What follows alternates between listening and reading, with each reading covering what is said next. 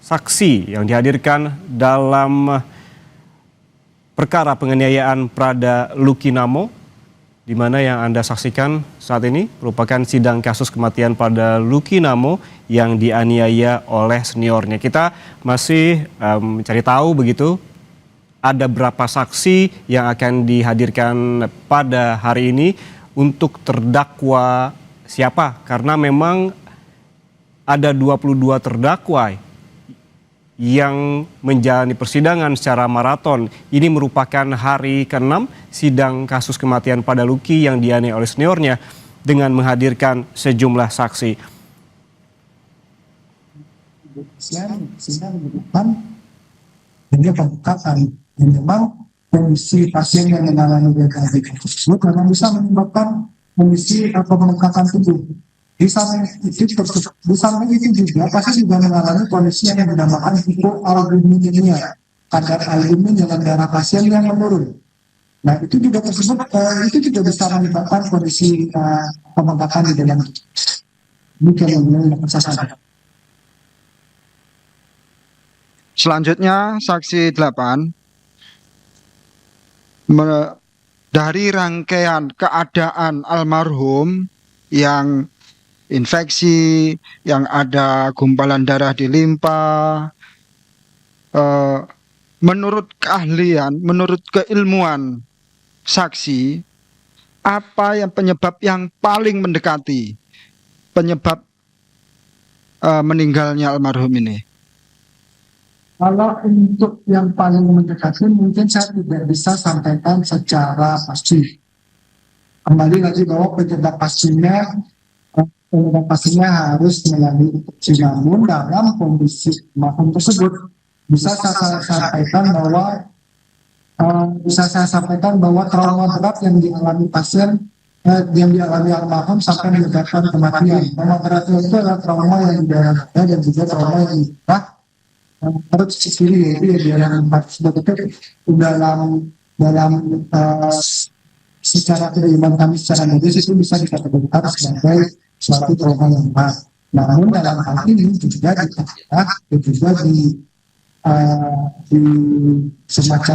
didukung di kondisi pasien yang meninggal juga diperparah oleh kondisi infeksi yang luas yang dialami. Demikian. Terima kasih. Cukup. Silakan penasihat hukum.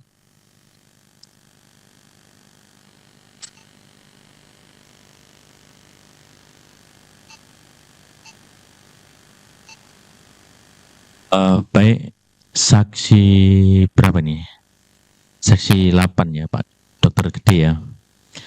Saya mau nanya saksi 8, pada saat pasien masuk ruang ICU itu tanggal 4 sore tadi disampaikan sama dokter ya? Itu untuk jamnya saya tidak pasti, tapi yang jelas itu sore menjelang malam. Sore menjelang malam ya? Oke. Malam. Pada saat itu kondisi pasien seperti apa? Saya mendapat laporan dari dokter yang berjaga, dokter ruangan yang berjaga, bahwa pasien mengalami kondisi keburukan ditandai dengan kesadaran yang sudah mulai menurun, walaupun masih bisa kontak namun kesadarannya menurun. Habis itu pasien semakin lemas, pasien juga mengalami kondisi sesak napas. Pada saat itu inilah melaporkan tekanan laju nafas pasien sudah semakin meningkat, lebih dari 22 kali per menit, dan juga kondisi kadar oksigen di dalam tubuh pasien sudah mengalami penurunan. Walaupun sudah diberikan bantuan oksigen, namun kadar oksigen di dalam tubuh pasien tidak mencukupi kebutuhan hasil di dalam namun belum bisa. Baik. Kemudian pasien diberikan ventilator itu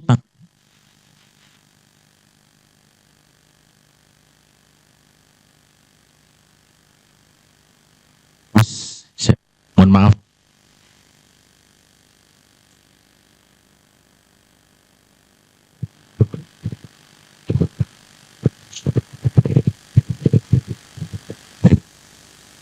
Mohon maaf saksi, ada trouble sedikit.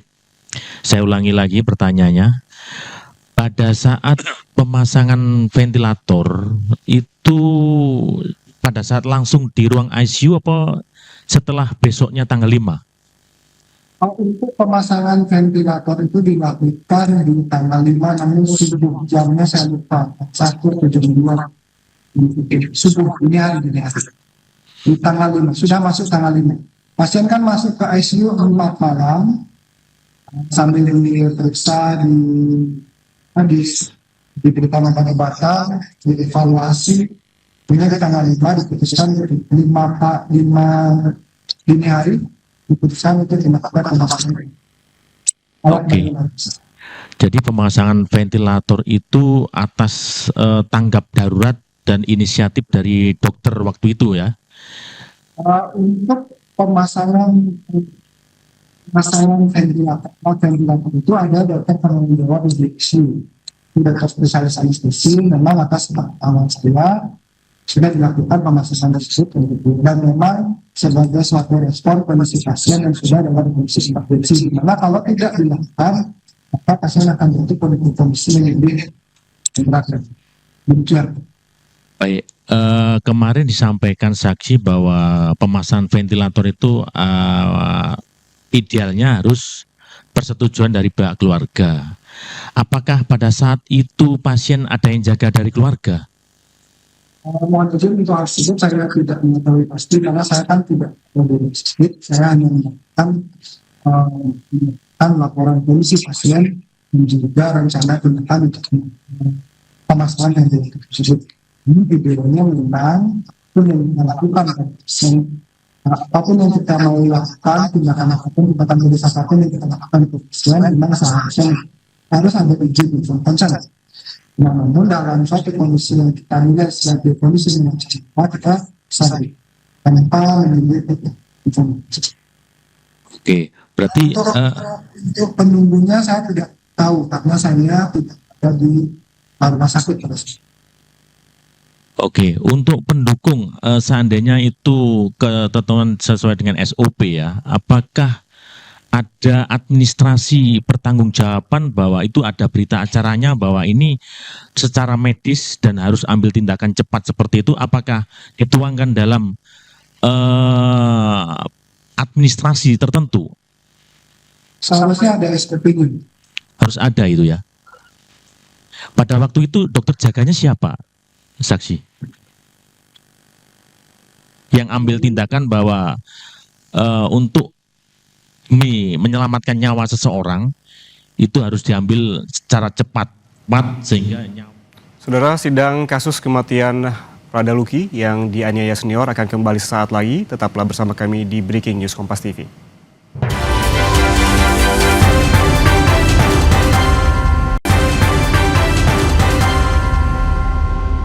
Sudah ya? Sudah. Waktu itu kadar oksigen pasien Terus dilakukan kalau pasien yang sudah sesak nafas,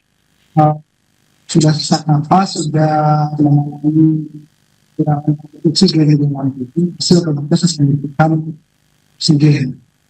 Hanya kita evaluasi kembali apakah dengan pemberian oksigen yang tanpa melalui ventilator, apakah sudah mencukupi kebutuhan oksigen dalam tubuh pasien atau tidak.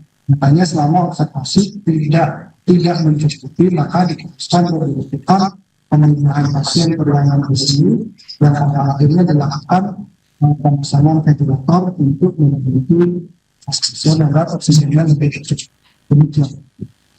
pada saat itu saturasi oksigen pada pasien berapa yang dicek?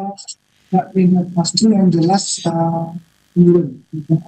karena kan normal idealnya pasien itu di atas 95%, kita bilang 95% oksigen baik dengan itu oksigen tambahan atau pada saat itu saya tidak apa yang jelas di sini di bawah di sini 90.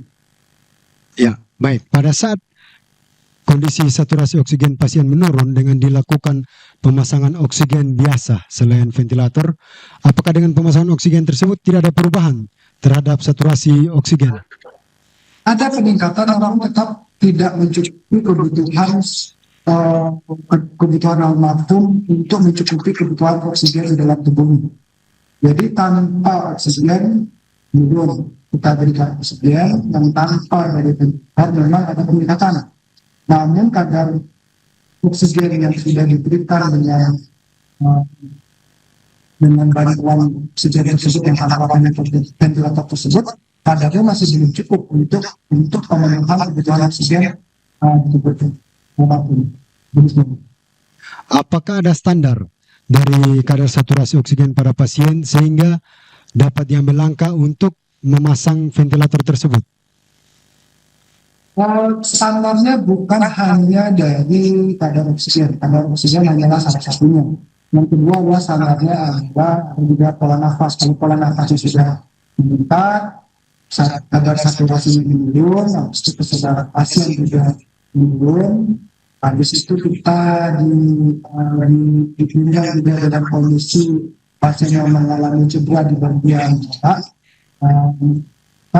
dan juga dari hasilnya pasien mengalami asistosis hepatoid, maka itu adalah beberapa kondisi yang bisa kita katakan bisa menjadi acuan untuk dilakukan pemasangan ventilator. Baik, yang terakhir, apakah dalam pemasangan ventilator ada risiko keburukan terhadap paru-paru pasien yang dipasangkan alat ventilator tersebut? Semua tindakan medis yang dilakukan kepada pasien pasti selalu memiliki risiko. Namun kita bisa bedakan apakah ada risiko yang bisa apakah risiko itu pada saat ini atau pada saat nanti. Kita bilangnya dalam istilah medisnya risiko akut atau risiko kronis, baik risiko maupun komplikasi. Nah, pada pasien-pasien yang mendapatkan pertolongan dari ventilator, dalam kasus lain secara keilmuan apabila ventilator tersebut dipakai dalam jangka waktu yang lama, nah dia akan memicu suatu infeksi dalam jangka waktu yang lama, lebih dari 2 atau 3 bulan. Namun dalam kondisi yang akut pada saat ini di mana pasien memang